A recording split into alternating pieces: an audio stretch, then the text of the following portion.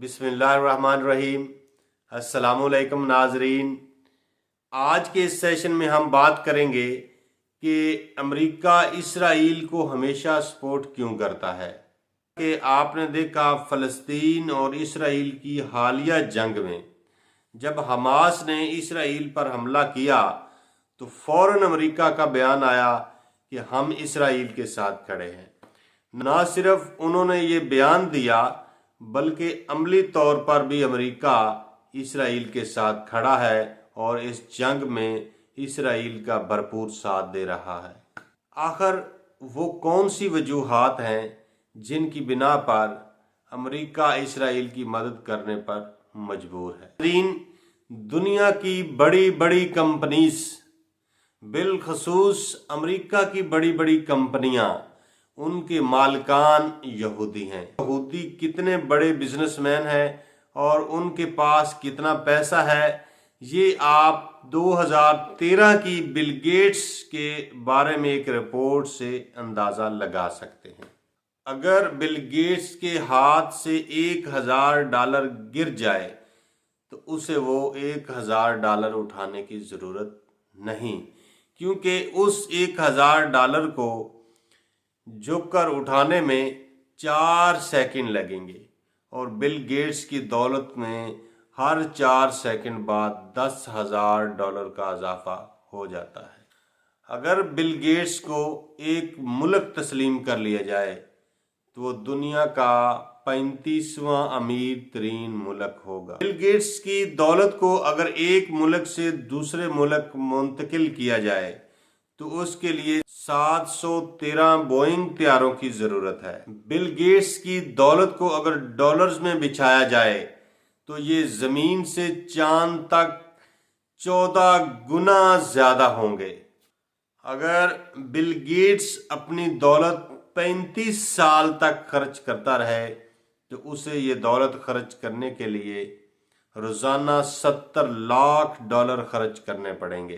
तो नाजरीन, आप अंदाज़ा लगा सकते हैं कि ये यहूदी कितनी बड़ी बड़ी कंपनियों के मालिक हैं।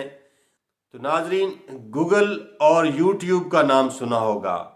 गूगल और यूट्यूब का फाउंडर भी एक यहूदी है जिसका नाम है लैरी पेज।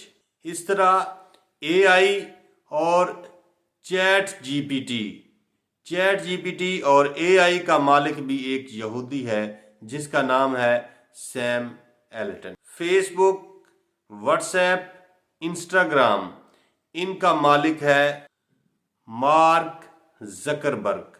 तो मार्क जकरबर्ग कौन है?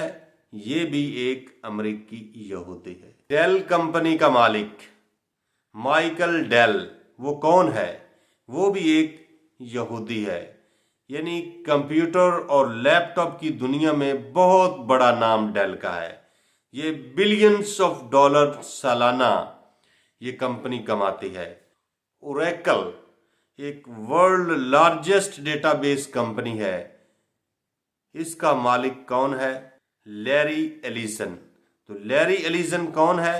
ये भी एक अमेरिकी यहूदी है।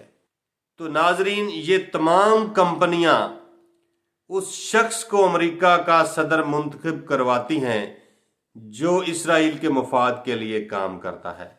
इसके अलावा भी बेशुमार वजूहात हैं जिनकी बिना पर अमेरिका मजबूर है इसराइल की मदद करने के लिए। इसराइल ने हमेशा मशरिक़ वुस्ता में सोवियत यूनियन के खिलाफ काम किया और अमेरिका के एजेंडे के मुताबिक काम किया। इसलिए अमेरिका इसराइल को मशरिक़ वुस्ता में सपोर्ट हमेशा करता आया है और हमेशा करता रहेगा।